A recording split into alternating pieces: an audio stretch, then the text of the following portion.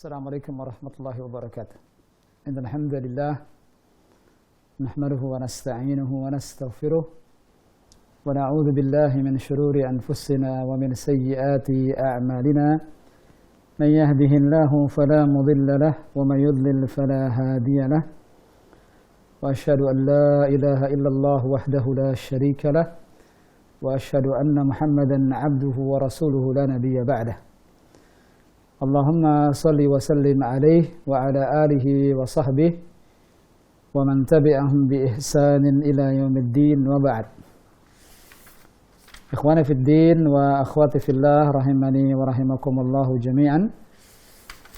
Pemirsa Ahsan TV dimanapun antum berada, melanjutkan kembali pembahasan kitab Al-Kabair, kumpulan dosa-dosa besar yang ditulis oleh Al-Imam Adz-Dzahabi rahimahullah, yang mana di pekan yang lalu sudah kita bahas sampai Al-Kabiratu As-Sabi'atu wal Khamsun, dosa besar yang ke-57. Sabbu akabiris sahabah radhiyallahu ta'ala anhum ajma'in. Mencela para sahabat yang senior radhiyallahu anhum ajma'in. Dan akabirus sahabah, para sahabat senior di sini diantaranya adalah, yang paling utama adalah Abu Bakar As-Siddiq, Umar bin Al-Khattab, kemudian Utsman ibn Affan, dan kemudian Ali bin Abi Thalib radhiyallahu anhum ajma'in. Setelahnya adalah Al-Asyrah Al-Mubasysyaruna bil Jannah. Setelahnya adalah sisa daripada 10 para sahabat yang diberikan kabar gembira oleh Nabi SAW dengan surga. Baru kemudian Al-Muhajirin, kemudian Al-Ansar secara global demikian. Dan alhamdulillah kita sudah baca beberapa riwayat terkait dosa besar yang ke-57 ini, dan masih banyak riwayat lainnya yang kiranya penting untuk dibacakan di kesempatan yang berbahagia ini. Di antaranya yang pertama adalah riwayat dari Ali bin Abi Thalib radhiyallahu an, dan riwayat ini dikeluarkan Imam Muslim di Kitabul Iman, bab tentang ad-dalil ala anna hubbal ansar wa Ali radhiyallahu anhum minal iman wa alamatuh. Di bab tentang dalil bahwasanya mencintai al-ansar dan mencintai Ali bin Abi Thalib radhiyallahu an termasuk daripada iman dan tanda-tanda keimanan. Bahwa Ali bin Abi Thalib radhiyallahu an mengatakan, walladzi falaqal habbah wa bara'an nasmah innahu la ahdul nabiyil ummi ilayya alla yuhibbuni illa mu'min wa la yubghiduni illa munafiq. Rawahu Adi bin Thabit an Zirrin anhu. Kata Ali bin Abi Thalib radhiyallahu an, demi Allah yang menumbuhkan tanaman dari biji-bijian.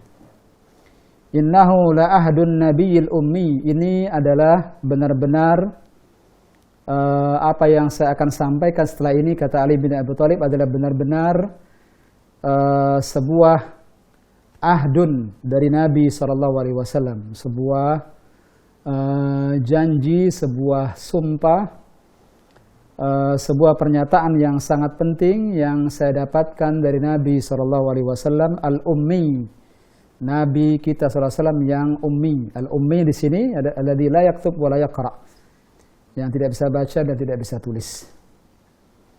Kepadaku, kata Ali bin Abi Thalib, ini adalah ahdun nabiyil ummi ilayya. Ini adalah sebuah perkataan, sebuah pernyataan penting, sebuah perjanjian, sebuah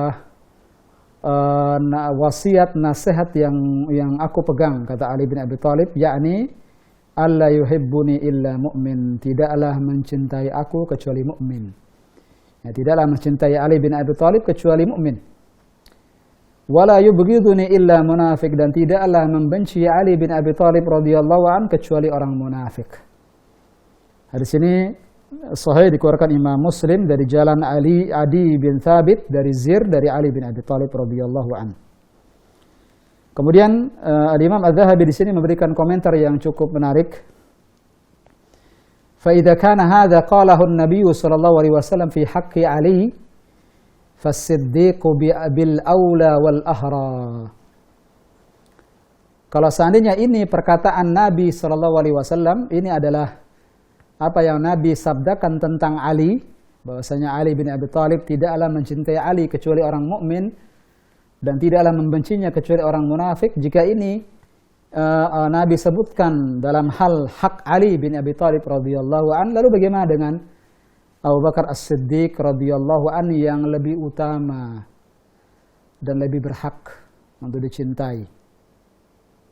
Li'annahu afdalul khalqi ba'da Nabi sallallahu alaihi wasallam, karena ijma' para ulama Ahlus Sunnah wal Jamaah bahwa Abu Bakar As-Siddiq radhiyallahu an adalah seafdal-afdalnya makhluk setelah Nabi sallallahu alaihi wasallam. Seafdal-afdalnya manusia setelah Nabi sallallahu alaihi wasallam adalah Abu Bakar As-Siddiq radhiyallahu an. Kalau tadi nas terkait dengan Ali bin Abi Thalib, dalil yang terkait dengan hak Ali bin Abi Thalib. Tidaklah mencintai Ali kecuali orang mukmin. Tidaklah membenci Ali kecuali orang munafik. Kalau ini hak Ali bin Abi Thalib yang wajib kita jaga, kita mencintainya karena kita ingin menjadi seorang mukmin. Lalu bagaimana dengan Abu Bakar As-Siddiq radhiyallahu an? Begitu pula Umar bin Al-Khattab radhiyallahu anhum ajma'in. Khususnya Abu Bakar As-Siddiq radhiyallahu an, semua para ulama Ahlus Sunnah wal Jamaah bersepakat bahwa afdalul khalq ba'da Nabi sallallahu alaihi wasallam Abu Bakar As-Siddiq. Seafdal-afdalnya manusia setelah Nabi sallallahu alaihi wasallam adalah Abu Bakar As-Siddiq radhiyallahu an. Wa madhhabu Umar wa Ali radhiyallahu anhuma anna man faddala 'ala As-Siddiq ahadan fa innahu yujladu haddul muftara. Bahkan disebutkan bahwa pendapat Umar dan pendapat Ali, Umar bin Al-Khattab dan Ali bin Abi Thalib radhiyallahu anhuma berpendapat bahwasanya barang siapa yang mengutamakan seseorang melebihi daripada As-Siddiq, melebihi daripada Abu Bakar As-Siddiq radhiyallahu an, jika ada orang yang diutamakan melebihi daripada Abu Bakar As-Siddiq radhiyallahu an, maka menurut pendapat Umar dan Ali radhiyallahu anhuma fa innahu yujlad. Orang yang mengutamakan orang lain selain Abu Bakar As-Siddiq, dia didera, dicambuk. Haddul muftara, sebagaimana dideranya, dicambuknya orang yang berdusta dan membuat fitnah. Lihat, sampai-sampai ini adalah pendapat Umar bin Al-Khattab dan Ali bin Abi Thalib radhiyallahu anhuma. Barang siapa yang mengutamakan seseorang melebihi daripada Abu Bakar As-Siddiq radhiyallahu an, dia diberikan hukuman seperti hukuman orang yang berdusta dan berbuat fitnah. Yakni dengan didera, dicambuk. Luar biasa, ma'asyar ikhwah rahimani wa rahimakumullah. Inilah madhab as-sahabah secara keseluruhan, bahwa mereka sendiri juga mengutamakan Abu Bakar As-Siddiq radhiyallahu an, dan wajar saja jika para sahabat bersepakat setelah Nabi SAW wafat, mereka sepakat untuk mengangkat Abu Bakar As-Siddiq radhiyallahu an menjadi pemimpin, menjadi khalifah, menjadi pengganti Rasulullah SAW setelah beliau wafat. Tidaklah ini dilakukan kecuali karena mereka mengetahui keutamaan Abu Bakar As-Siddiq. Tidaklah ini disepakati oleh para sahabat yang mengangkat Abu Bakar As-Siddiq sebagai khalifatul Rasulullah, sebagai pengganti Rasulullah SAW setelah beliau wafat, kecuali pasti karena mereka tahu bahwa tidak ada orang yang lebih afdal setelah Nabi SAW kecuali Abu Bakar As-Siddiq radhiyallahu an. Diriwayatkan dari Syu'bah, dari Husain, dari Abdurrahman ibn Abi Layla, anna al-Jarud ibn al-Mu'alla al-Abdi, bahwasanya Al-Jarud ibn al-Mu'alla al-Abdi qal, dia berkata, Abu Bakrin khairun min Umar. Faqala akhar, Umar khairun min Abi Bakrin. Fabalagha dhalika Umar fadarabahu bid-darrah hatta shaghara birijlayhi, hatta shaghara birijlayhi. Wa qala inna Abu Bakrin sahibu Rasulillah sallallahu alaihi wasallam wa kana akhyaran nas fi kada wa kada, man qala ghairu dzalika wajaba alaihi haddul muftara. Hadis ini Dikeluarkan Abdullah bin Ahmad dalam Fadailus Sahabah dan Abu Nuaim fil Imamah dari dua jalan, dan secara keseluruhan hadis ini hadis sahih dengan sanad yang sahih. Dari Syu'bah bin Husain dari Abdurrahman ibn Abi Layla bahwasanya Al-Jarud bin Al-Mu'alla Al-Abdi berkata, Abu Bakar As-Siddiq lebih baik daripada Umar. Lebih baik daripada Umar bin Al-Khattab radhiyallahu anhu.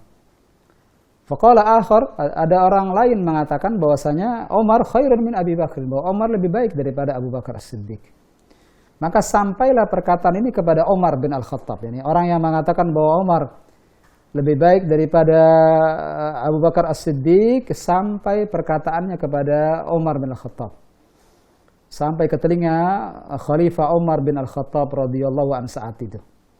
Maka Umar memukul orang ini bidarrah dengan tongkat atau saut, ya, atau pecutan, hatta syagara birijlaih, sampai-sampai orang ini mengangkat kedua kakinya karena kesakitan. Ya, lihat bagaimana Umar bin Al-Khattab radhiyallahu anhu tidak rela dia dikatakan lebih baik daripada Abu Bakar As-Siddiq. Ya, inilah madhab Umar, inilah pendapat Umar bahwa Abu Bakar As-Siddiq lebih baik daripadanya. Tadi sudah kita sebutkan, bahkan ini juga adalah madhab Ali bin Abi Thalib radhiyallahu anhu.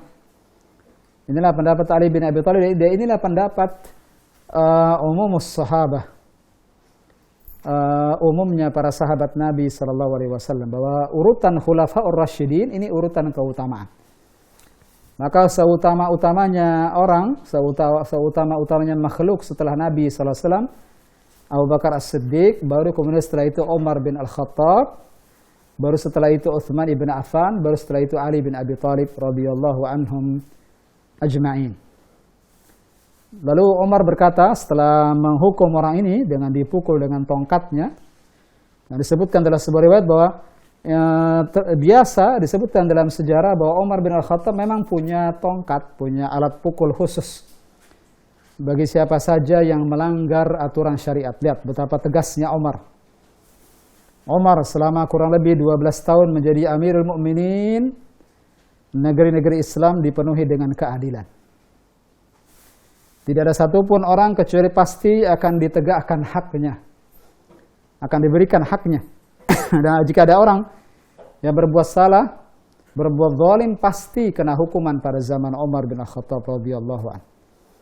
Karena begitu wibawanya Umar bin Al-Khattab radhiyallahu anhu. Bahkan sampai-sampai para sahabat lain mengatakan ketika mengomentari tongkat yang biasa digunakan Umar bin Al-Khattab radhiyallahu anhu sebagai alat pemukul orang-orang yang berbuat zalim, disebutkan dari Abu Salamah, فإنه كان يقول, beliau pernah berkata, la durratu Umar bin Al-Khattab kanat ahyabu fi suduril muslimin min sayfikum hadha.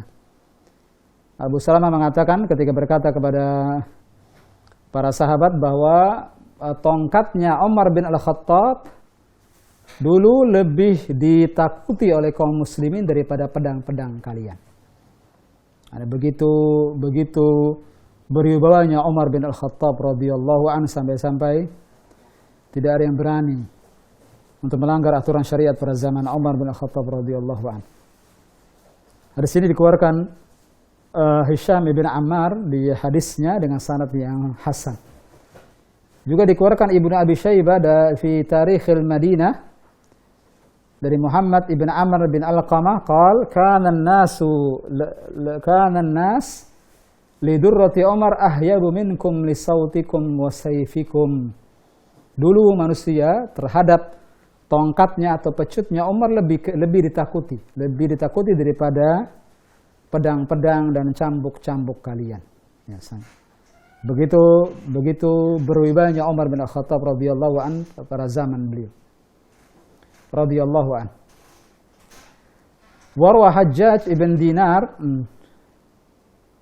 an Abi Ma'syar an Ibrahim an Alqamah qala sami'tu Aliyan radhiyallahu an yaqul balaghani anna qauman yufaddiluni ala Abi Bakr wa Umar Man qala syai'an min hadza fahuwa muftarin 'alaihi ma 'alal muftara.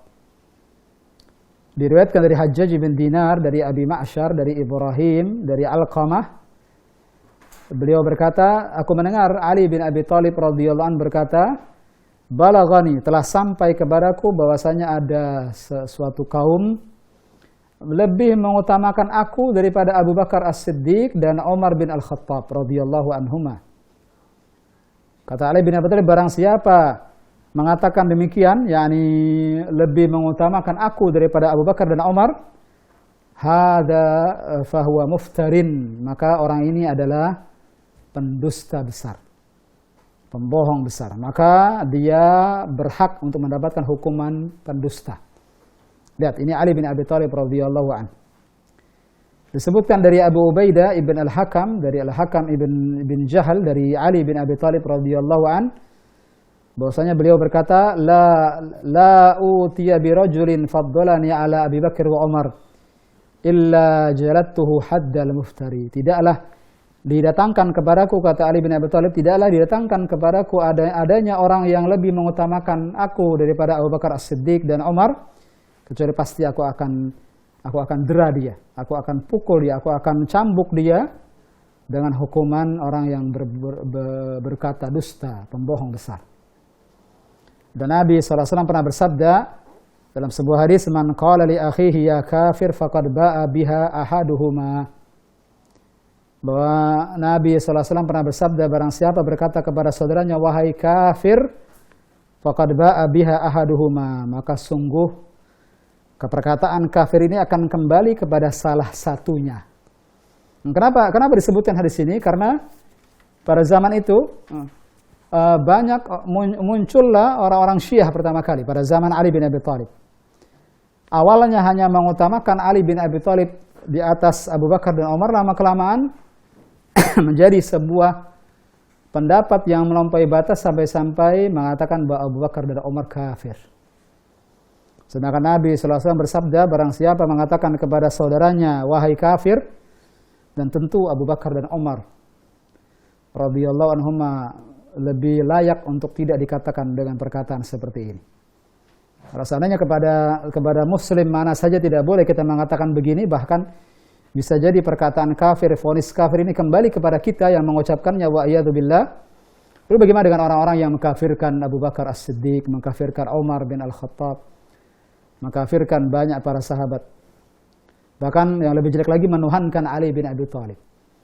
Ini mazhab orang-orang Syiah yang tentu sangat berlawanan dengan pendapat Ahlus Sunnah wal Jamaah. Maka kita katakan tidak ada persaudaraan dengan orang Syiah, karena mereka telah berjauhan dengan kita dalam hal akidah. Dalam hal yang seharusnya kita bersepakat di atasnya, justru mereka menyelisihi Ahlus Sunnah wal Jamaah. Maka selamanya tidak akan bersatu antara orang-orang yang memuliakan para sahabat dengan orang-orang yang merendahkan para sahabat. Dan barang siapa yang merendahkan Abu Bakar As-Siddiq, Umar, Uthman, dan merendahkan para sahabat, merekalah orang-orang yang hina. Merekalah orang-orang yang rendah. Merekalah orang-orang yang berhak untuk dihinakan oleh Allah Tabaraka wa Ta'ala.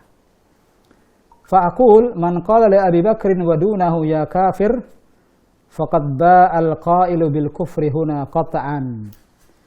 Kata Al-Imam Az-Zahabi rahimahullah ketika menyebutkan hadis ini, barang siapa mengatakan kepada saudaranya wahai kafir, maka perkataan ini kembali kepada salah satu daripada keduanya, kalau bukan kembali kepada orang yang mengatakan atau kembali kepada orang yang dikatakan vonis ini. Maka kata Al-Imam Az-Zahabi, barang siapa mengatakan kepada Abu Bakar As-Siddiq dan para sahabat yang lainnya ya kafir dengan perkataan ini, mengatakan kepada Abu Bakar wahai kafir, maka akan kembali kepada orang yang mengatakannya. Qat'an, pasti. Tidak mungkin tidak. Karena Abu Bakar As-Siddiq dipersaksikan dalam hadis-hadis Nabi SAW, dia orang terbaik setelah Nabi SAW. Afdalul khalq ba'dan Nabi SAW. Makhluk terbaik setelah Nabi SAW. Nabi saja mengatakan dia adalah afdalul khalq. Hatta Umar dan Ali bin Abi Thalib radhiyallahu anhu mengatakan bahwa Abu Bakar As-Siddiq afdalul khalq, sebaik-baiknya makhluk setelah Nabi SAW. Kok tiba-tiba orang Syiah mengatakan kebalikannya? Maka jika mereka orang Syiah mengatakan kepada Abu Bakar kafir, sungguh perkataan kafir ini mutlak akan kembali kepada mereka sendiri secara pasti, secara kepastian, qata'an, kata Al-Imam Adz-Dzahabi rahimahullah. Li'anna Allah Ta'ala qad radiya 'anis sabiqin al-awwalin. Karena Allah Ta'ala ridho kepada as-sabiqin al-awwalin, kepada para pendahulu dan orang-orang yang pertama kali masuk Islam sebelum kita. Dan tidak lain tidak bukan adalah para sahabat, para orang yang pertama kali mendahului kita dan masuk Islam, mereka adalah para sahabat. Dari sekian banyak sahabat, di antara as-sabiqin al-awwalin yang paling pertama kali adalah Abu Bakar As-Siddiq radhiyallahu anhu. Allah Subhanahu wa taala berfirman, "Was-sabiqunal awwalun minal muhajirin wal ansar walladzina ittaba'uuhum bi ihsan radhiyallahu anhum wa radu an." Allah sebutkan dalam surat At-Taubah 100. Allah Subhanahu wa taala berfirman, "Was-sabiqunal awwalun," dan orang-orang terdahulu yang pertama kali masuk Islam, baik dari kalangan al-muhajirin dan al-ansar, dan orang-orang yang mengikuti mereka dengan baik, mengikuti al-muhajirin dan mengikuti al-ansar dengan baik, dan kita berharap kita termasuk orang-orang ini. Kita berharap, kita memohon kepada Allah agar kita menjadi at-tabi'un li al-muhajirin wal ansar, menjadi para pengikut al-muhajirin dan al-ansar. Allah mengatakan setelah menyebutkan tiga orang ini, al-muhajirin, al-ansar, dan orang-orang yang mengikuti al-muhajirin dan al-ansar radhiyallahu anhum wa radu'an. Allah ridho kepada mereka. Allah ridho kepada al-muhajirin, Allah ridho kepada al-ansar, Allah ridho kepada orang-orang yang mengikuti al-muhajirin dan al-ansar. Kok tiba-tiba ada orang yang mengatakan bahwa mereka kafir? Apakah mereka tahu tentang agama ini daripada Allah? Apakah orang Syiah itu mau mengajarkan kepada Allah agama ini? Wa iyadzubillah. Ini tentu sikap kurang ajar yang telah melampaui batas. Mereka dengan vonis kafir mereka kepada Abu Bakar, Umar, dan banyak sahabat telah melangkahi Allah dan Rasul-Nya. Walaupun mereka mengatakan bahwa mereka cinta kepada Allah dan Rasul-Nya, perkataan mereka dusta. Kalau mereka benar-benar cinta kepada Allah dan Rasul-Nya, pasti tidak akan melangkahi Allah dan Rasul-Nya. Pasti tidak akan mengatakan perkataan buruk kepada Abu Bakar As-Siddiq, kepada Umar, kepada Utsman, dan kepada para sahabat yang lain. Ma'asyil ikhwah rahimani wa rahimakumullah. Kemudian Al-Imam Adz-Dzahabi melanjutkan, wa man sabba haula faqad barazallahu ta'ala bil muharabah. Barang siapa yang mencela mereka, mencela al-muhajirin dan al-ansar, maka sungguh dia telah menantang Allah tabaraka wa ta'ala untuk berperang. Menantang Allah untuk berperang. Bal man sabbal muslimin, bahkan siapa saja yang mencela kaum muslimin, wa adahum, dan mengganggu kaum muslimin, wasdarahum faqad qaddamna anna dzalika minal kabair. Bahkan barang siapa yang mencela kaum muslimin, menyakiti mereka, menzalimi mereka, ini saja, kalau kepada kaum muslimin saja, sudah kita sebutkan sebelumnya, kata Imam Adz-Dzahabi, ini termasuk dosa besar. Ya, padahal ini umumnya kaum muslimin. Mencela kaum muslimin secara umum, ini termasuk dosa besar. Lalu bagaimana dengan orang-orang yang mencela sebaik-baiknya kaum muslimin, seafdal-afdalnya kaum muslimin? Kata Imam Adz-Dzahabi, "Fama dzan biman sabba afdalul khalq ba'da Rasulillah sallallahu alaihi wasallam." Lalu bagaimana menurut Anda tentang orang yang mencela makhluk terbaik setelah Nabi sallallahu alaihi wasallam? Kalau mencela kaum muslimin saja, mengganggu mereka, menzalimi mereka sudah termasuk dosa besar. Lalu bagaimana menurut Anda dengan orang-orang yang mencela Abu Bakar As-Siddiq, sebaik-baiknya manusia setelah Nabi sallallahu alaihi wasallam? Lakinnahu la yukhlad bidzalika finnar illa an ya'taqida bi nubuwwati Ali radhiyallahu an aw annahu ilafa hadza mal'unun kafir. Lalu setelah itu Imam Adz-Dzahabi menjelaskan, jika mereka mencela Abu Bakar As-Siddiq, ya mereka telah melakukan dosa besar, tapi tidak kekal dalam neraka. Nah, ini, ya mereka telah melakukan dosa besar, tapi kata Imam Adz-Dzahabi di sini seraya berupaya untuk adil dalam menilai. Lakinnahu, akan tapi orang seperti ini la yukhlad bidzalika finnar. Dengan dosa yang dilakukan ini tidaklah membuat dia kekal di neraka, kecuali siapa saja yang meyakini kenabian Ali bin Abi Thalib atau meyakini bahwa Ali adalah ilah, sesembahan, Tuhan yang berhak disembah. Nah, dari sini Imam Adz-Dzahabi ingin menjelaskan kepada kita ada beberapa kelompok Syiah yang kita temukan pada zaman sekarang ini. Ada yang pertama lebih mengutamakan Ali. Nah, ini mereka mengatakan bahwa Ali bin Abi Thalib lebih utama daripada Abu Bakar As-Siddiq. Ini tadi sudah kita jelaskan sampai-sampai Ali bin Abi Thalib tidak rela lebih diutamakan daripada Abu Bakar As-Siddiq. Bahkan madhab Ali mencambuk orang-orang yang mengutamakan beliau daripada Abu Bakar As-Siddiq. Ini saja sudah salah, lalu bagaimana dengan yang kedua? Orang yang mencela Abu Bakar As-Siddiq. Bukan hanya mengutamakan Ali, bahkan mengatakan satu-satunya yang tidak murtad setelah Nabi meninggal, diantaranya Ali bin Abi Thalib. Yang lainnya murtad, kata mereka. Bahkan sampai ke tingkat yang ketiga, sebagian orang Syiah itu mengatakan bahwa seharusnya yang jadi Nabi adalah Ali bin Abi Thalib. Nah, mereka mengatakan bahwa Jibril alaihissalam salah dalam menurunkan wahyu. Seharusnya kepada Ali bin Abi Thalib, bukan kepada Nabi Muhammad SAW. Lihat bagaimana semakin jauhnya mereka dari jalan al-mustaqim, dari as-sirat al-mustaqim. Semakin jauhnya orang-orang Syiah dari jalan yang benar. Jalannya Ahlus Sunnah wal Jamaah. Jalannya orang-orang mengikuti al-muhajirin dan al-ansar. Sampai-sampai mereka mengatakan di beberapa perayaan mereka, di antara wirid yang mereka ucapkan di perayaan-perayaan orang Syiah, mereka mengatakan laqad khanal amin. Laqad khanal amin, diucapkan berkali, sungguh telah berkhianat al-amin. Al-amin di sini malaikat Jibril. Telah berkhianat al-amin. Padahal al-amin artinya yang dipercaya. Bagaimana bisa ada malaikat terpercaya jadi khianat? Ucapan mereka saja sudah kontradiktif. Lihat bagaimana mereka tidak hanya mencela Abu Bakar, tidak hanya mencela Umar, mencela Jibril. Dan kalau Jibril salah, maka siapa yang salah sebenarnya? Kalau Jibril salah, padahal Jibril adalah Al-Amin yang dipercaya oleh Allah, terus seakan-akan mereka mengatakan bahwa Allah salah. Wa'iyadzubillah. Kemudian ada juga yang sampai ke tingkat yang paling jelek adalah menuhankan Ali bin Abi Thalib radhiyallahu an. Maka orang seperti ini mal'unun, kafir, terlaknat dan kafir, keluar dari Islam. Ma'asyiral ikhwah rahimani wa rahimakumullah jami'an. Yang terakhir, saya gabung dosa besar yang ke-57 ini dengan pembahasan dosa besar yang ke-58. Sebagai penutup pembahasan kita siang ini, dan masih terkait dengan bab sebelumnya, yakni bab dosa besar yang ke-58, sabbul ansar radhiyallahu anhum fil jumlah. Mencela orang-orang al-ansar fil jumlah, secara umum. Mencela al-ansar, kalau tadi sebelumnya mencela akabirus sahabah, para sahabat senior, tentu diantaranya maksudnya adalah khulafaur rasyidin, mereka adalah al-khulafaur rasyidin.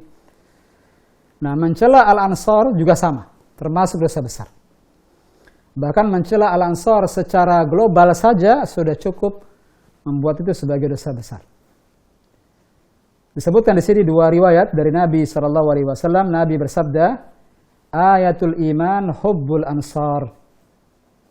Tanda keimanan adalah mencintai al-ansar. Wa ayatun nifaq, dan tanda kemunafikan adalah bughdul ansar, membenci orang-orang al-ansar. Hadis ini sahih, dikeluarkan Imam Bukhari dan juga Imam Muslim dari hadis Anas bin Malik radhiyallahu an. Maka lihat di sini Nabi sallallahu alaihi wasallam mengatakan tanda iman. Tanda iman adalah hubbul ansar, karena Allah mencintai mereka.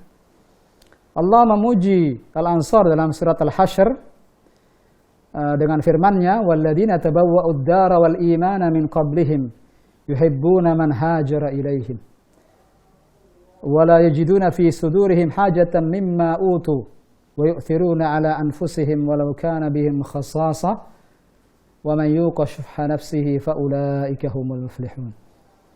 Dan orang-orang yang telah menyiapkan rumah mereka untuk menerima al-muhajirin, mereka cinta kepada al-muhajirin, orang-orang al-ansar. Mereka lebih dahulu beriman sebelum kedatangan al-muhajirin. Yuhibbuna man hajara ilaihim, orang-orang ansar mencintai orang-orang al-muhajirin. Bahkan tidak ada sedikit pun dalam hati Al-Ansar kedengkian kepada para Al-Muhajirin, walaupun mereka mendapatkan karunia yang besar di sisi Allah Tabaraka wa Ta'ala. Bahkan terkadang orang-orang Al-Ansar lebih mendahulukan Al-Muhajirin daripada dirinya mereka sendiri, padahal mereka bisa jadi butuh. Lalu kemudian setelah itu Allah menyebutkan sifat Al-Ansar, wa may yuqashuha nafsihi faulaika humul muflihun. Barang siapa yang dijauhkan dari sifat bakhil Al-Ansar, faulaika humul muflihun, mereka adalah orang-orang yang beruntung. Allah menyebut Al-Ansar al-muflihun. Maka Allah mencintai mereka, Allah ridho kepada mereka. Maka cinta kepada Al-Ansar termasuk daripada tanda-tanda keimanan. Dan kebalikannya, tanda-tanda kemunafikan adalah manakala ada orang benci kepada Al-Ansar. Hadis yang terakhir yang menjadi penutup pembahasan kita, hadis yang sebenarnya sudah kita bacakan sebelumnya, hadis yang dikeluarkan Imam Bukhari dan juga Imam Muslim dari sahabat Ali bin Abi Thalib radhiyallahu an, dari hadis Al-Barra ibn Azib, kata Nabi SAW, la yuhibbuhum illa mu'min, wa la yubghiduhum illa munafik. Tidaklah mencintai mereka, mencintai Al-Ansar, kecuali orang-orang mukmin, dan tidaklah membenci Al-Ansar kecuali orang-orang munafik. Ma'asyiral ikhwah rahimani wa rahimakumullah jami'an, kiranya ini yang bisa kita sampaikan di kesempatan yang berbahagia ini. Semoga Allah Subhanahu wa taala menganugerahkan kepada kita semua kecintaan kepada para sahabat Nabi sallallahu alaihi wasallam setelah kecintaan kepada Allah dan Rasul-Nya, dan menjadikan kita termasuk orang-orang yang mengikuti para sahabat, mengikuti jalan mereka dan mendapatkan keridhaan dari Allah sebagaimana para sahabat mendapatkan keridhaan dari Allah. Kiranya ini bisa kita sampaikan di kesempatan berbahagia ini. Semoga apa yang kita bahas bermanfaat. Dan kita buka forum tanya jawab setelah yang berikut ini.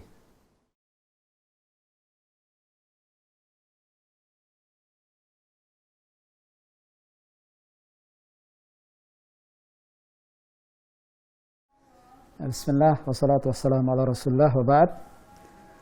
Ada 3 pertanyaan yang sampai di sini. Yang pertama terkait, Assalamualaikum dari Ibnu di Bekasi. Apa hukum memberi nama jalan, lembaga, tempat usaha dengan nama para sahabat?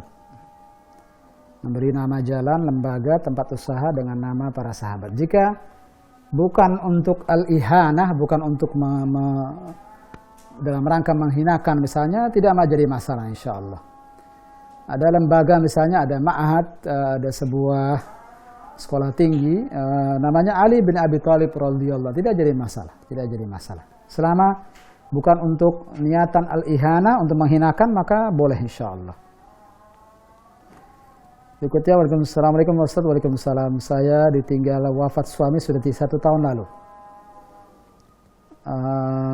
Suatu malam, ketika saya melaksanakan sholat malam, kemudian setelah itu saya bermimpi bersetubuh dengan orang yang wajahnya hampir menyerupai suami, tapi berbadan lebih besar.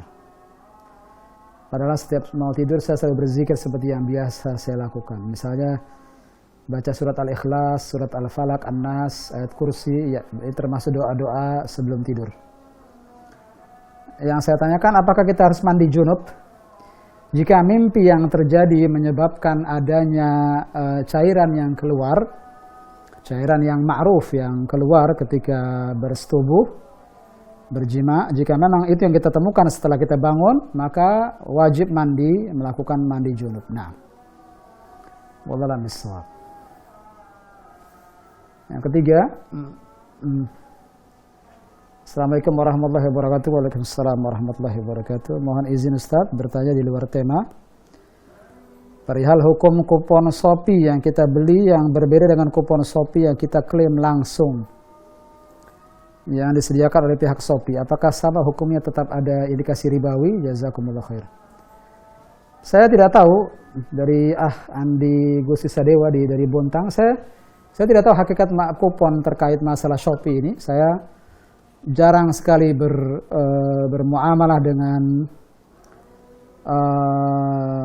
tempat-tempat penjualan online seperti ini. Saya tidak tahu hakikat daripada kupon yang dimaksud di sini. Izinkan saya untuk mempelajarinya terlebih dahulu, baru saya bisa jawab. Nah, sekarang Saya katakan saya tidak tahu karena saya tidak paham hakikat daripada kupon ini. Dan tidak mungkin kita bisa jawab jika kita tidak tahu apa hakikat yang kita jawab. Nah, demikian, mohon maaf tidak bisa dijawab sekarang. Mudah-mudahan izinkan saya untuk mengecek kembali permasalahan ini dan mudah-mudahan di pertemuan berikutnya kita akan bahas. Demikian, wa sallallahu nabiyana Muhammadin wa ala alihi wa sahbihi wa sallam. Wa akhiru da'wana alhamdulillahi rabbil alamin. Subhanakallahumma bihamdik asyhadu an la ilaha illa anta astaghfiruka wa atubu ilaik. Assalamualaikum warahmatullahi wabarakatuh.